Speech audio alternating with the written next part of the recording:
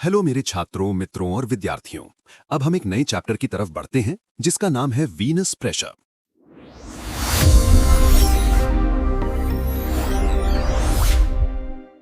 Definition and normal values. Venus pressure वो pressure है जो वेन्स में मौजूद ब्लड वेसल्स की वॉल्स पर लगाता है। वेना कावा और राइट एट्रियम के प्रेशर को सेंट्रल वीनस प्रेशर कहा जाता है। पेरिफेरल वेन्स के प्रेशर को पेरिफेरल वीनस प्रेशर कहते हैं।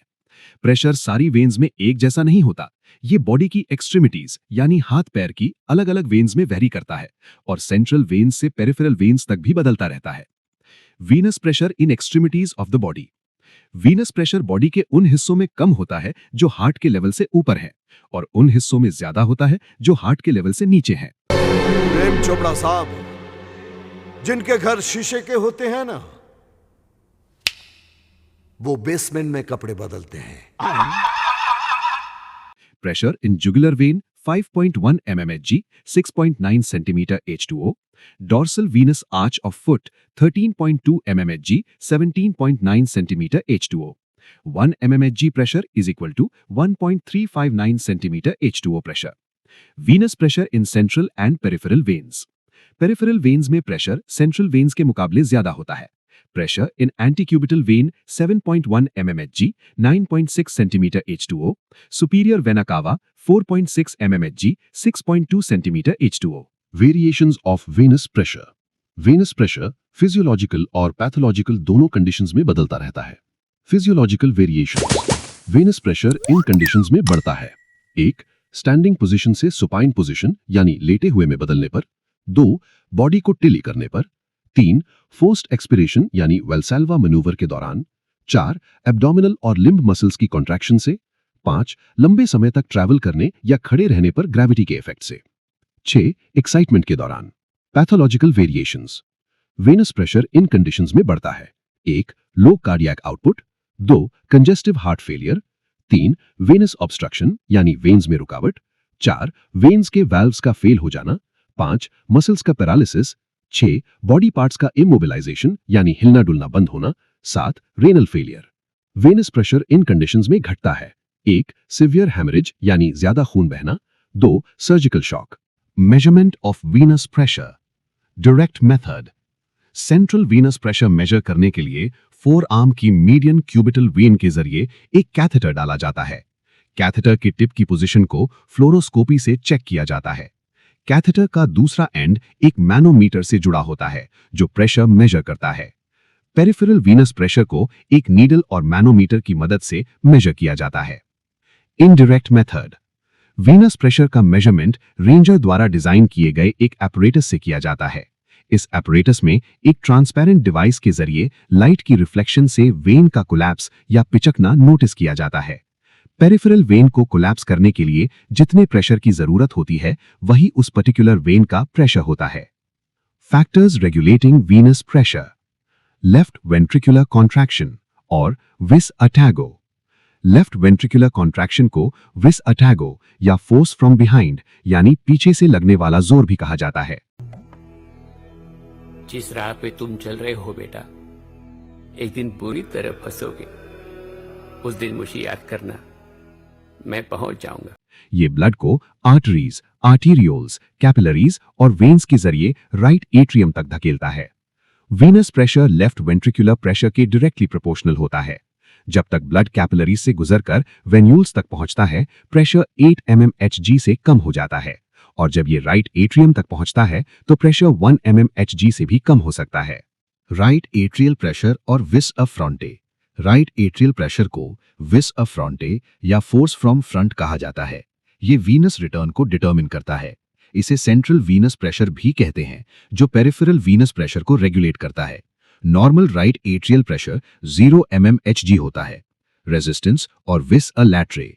वेन्स में ब्लड फ्लो के रास्ते में आने वाली रुकावट को विस अ लैट्रे या फोर्स फ्रॉम साइड से लगने वाला जोर कहते हैं। वीनस प्रेशर रेजिस्टेंस के डायरेक्टली प्रोपोर्शनल होता है जो वीनस स्टोन और एक्स्ट्रावास्कुलर फैक्टर्स की वजह से होती है। थिन वॉल्ड होने की वजह से वेन्स और वेन्यूल्स इन एक्स्ट्रावास्कुलर फैक्टर्स से कंप्रेस हो जाती हैं। नंबर 1, आर्म वेन का कंप्रेस होना जब वो फर्स्ट रिब के ऊपर से गुजरती है। नंबर 2, इरेक्ट पोस्चर यानी खड़े रहने में नेक वेन्स का कंप्रेस होना एटमॉस्फेरिक प्रेशर और प्रेशर गिरने की वजह से। नंबर 3, इंट्रा एब्डोमिनल प्रेशर बढ़ने से एब्डोमिनल वेन्स का कंप्रेस होना। और नंबर 4, मसल्स के बीच से गुजरते वक्त वेन्स का कंप्रेस होना। 4, volume of venous blood. Venus pressure venous system में मौजूद ब्लड के वॉल्यूम के डायरेक्टली प्रोपोर्शनल होता है। 5, peripheral resistance. Venus pressure peripheral resistance के इनवर्सली प्रोपोर्शनल होता है। जब पेरिफेरल रेजिस्टेंस ज्यादा होती है तो आर्टेरियोल्स कॉन्स्ट्रिक्ट हो जाते हैं और वेन्स में कम ब्लड भर पाता है, इसलिए प्रेशर कम हो जाता है। जब पेरिफेरल रेजिस्टेंस कम होती है तो वेन्स में ज्यादा ब्लड भरता है और वेनस प्रेशर बढ़ जाता है। Gravity and posture. हार्ट के लेवल से नीचे वाली वेन्स में प्रेशर ज्यादा होता है और हार्ट के लेवल से ऊपर वाली वेन्स में प्रेशर कम होता है। वेन्स में ब्लड के कॉलम का वजन वेनस प्रेशर को इन्फ्लुएंस करता है। प्रोलॉन्ग स्टैंडिंग यानी देर तक खड़े रहने के दौरान नीचे के हिस्सों में प्रेशर ज्यादा होता है, 90 सेंटीमीटर H2O। ये ग्रेविटी की वजह से लेग्स में ब्लड पूलिंग यानी खून जमा होने के कारण होता है, जो ब्लड कॉलम का वेट बढ़ा देता है। मूवमेंट यानी चलने फिरने के दौरान फुट में वेनस प्रेशर कम हो जाता है। हेड रीजन में वेनस प्रेशर -10 सेंटीमीटर H2O होता है, क्योंकि स्कल के नीचे हाइड्रोस्टैटिक सक्शन होता है, इसलिए हेड में हमेशा नेगेटिव वेनस प्रेशर रहता है। Effect of respiration on venous pressure.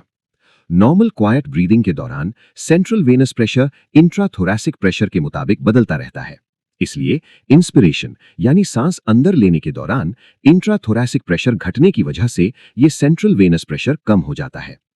Expiration यानी सांस बाहर छोड़ने के दौरान इंट्राथोरैसिक प्रेशर बढ़ने की वजह से यह बढ़ जाता है। रेस्पिरेशन के इस इफेक्ट को कुछ ऐसी प्रोसीजर्स से डेमोन्स्ट्रेट किया जा सकता है जो इन इफेक्ट्स को एग्जैजरेट यानी बढ़ा देती हैं। वल्लाह वल्लाह सुभान अल्लाह माशाअल्लाह, इतना बड़ा सिगरेट कौन पीती? ये अगर हमारे दुबई में होती तो पूरा दुबई वाला मिलके पीती। ऐसी प्रोसीजर्स वैल्साल्वा मैनूवर और म्यूलर मैनूवर हैं। वेल्साल्वा मनूवर या वेल्साल्वा एक्सपेरिमेंट। वेल्साल्वा मनूवर का मतलब है क्लोज्ड ग्लॉटिस के साथ फोर्स्ड एक्सपिरेटरी एफर्ट करना। इसे अपने मुंह और नाक बंद करके जोर से सांस बाहर छोड़ने की कोशिश करके किया जाता है। Effects of Valsalva manoeuvre. इस मनूवर के दौरान इंट्राथोरैसिक प्रेशर पॉजिटिव हो जाता है और बहुत ज्यादा बढ़ जाता है। ये +50 mmHg तक पहुंच सकता है। हाई इंट्राथोरैसिक प्रेशर नीचे दिए गए इफेक्ट्स प्रोड्यूस करता है। 1, थोरैक्स में सेंट्रल वेन का कंप्रेस यानी पिचक जाना। 2, राइट एट्रियम की तरफ होने वाले वीनस रिटर्न में कमी आना। 3, पेरिफेरल वीनस प्रेशर का लगभग 30 सेंटीमीटर Hg तक बढ़ जाना, क्योंकि नेक, फेस और लिम्स में वेन्स में ब्लड जमा होने लगता है, अक्यूमुलेशन होने लगता है। 4, सेंट्रल वीनस प्रेशर का घटना। Uses of Valsalva manoeuvre. 1, इसे कार्डियोवैस्कुलर डिसऑर्डर्स को इवैल्यूएट करने के लिए एक डायग्नोस्टिक टूल की तरह यूज किया जाता है। इसका best example 30 seconds endurance test है। 2, वेल्साल्वा मनूवर को चेस्ट पेन से रिलीफ पाने के लिए प्रैक्टिस किया जाता है। 3, इसे एबनॉर्मल हार्ट रिदम्स अरिथमियास को ठीक करने के लिए यूज किया जाता है। 30 सेकंड्स इंड्योरेंस टेस्ट। सब्जेक्ट को एक स्फिग्मोमैनोमीटर में फूंक मारने को कहा जाता है, जिसमें प्रेशर 30 सेकंड्स तक 40 mmHg मेंटेन किया जाता है। फिर हार्ट रेट, ब्लड प्रेशर या मर्मर्स में होने वाले बदलाव को ऑब्जर्व किया जाता है कार्डियोवैस्कुलर डिसऑर्डर्स चेक करने के लिए। म्यूलर मनूवर और म्यूलर एक्सपेरिमेंट। म्यूलर मनूवर का मतलब है क्लोज्ड ग्लॉटिस के साथ फोर्स्ड इंस्पिरेटरी एफर्ट करना। इसे अपने मुंह और नाक बंद करके जोर से सांस अंदर लेने, इनहेल करने की कोशिश करके किया जाता है। इसे रिवर्स वेल्साल्वा मनूवर भी कहते हैं। Effects of Mueller manoeuvre. इस मनूवर के दौरान इंट्राथोरेसिक प्रेशर बहुत ज्यादा कम हो जाता है और ज्यादा नेगेटिव हो जाता है। यह लगभग -70 मिलीमीटर Hg होता है। यह प्रेशर नीचे दिए गए इफेक्ट्स पैदा करता है। इंट्राथोरेसिक प्रेशर बढ़ने की वजह से राइट एट्रियम और सेंट्रल वेन का डायलिटेशन यानी फैलना, पेरिफेरल वेन्स से सेंट्रल वेन्स में ब्लड का तेजी से खाली होना और राइट एट्रियम में वीनस रिटर्न का बढ़ना, पेरिफेरल वीनस प्रेशर का घटकर 3 to 4 सेंटीमीटर Hg से भी कम हो जाना, सेंट्रल वीनस प्रेशर का बढ़ना। म्यूलर मनूवर का यूज नीचे दी गई चीजों को इवैल्यूएट करने के लिए किया जाता है। अपर रेस्पिरेटरी ट्रैक्ट की प्रॉब्लम्स, स्लीप एपनिया सिंड्रोम।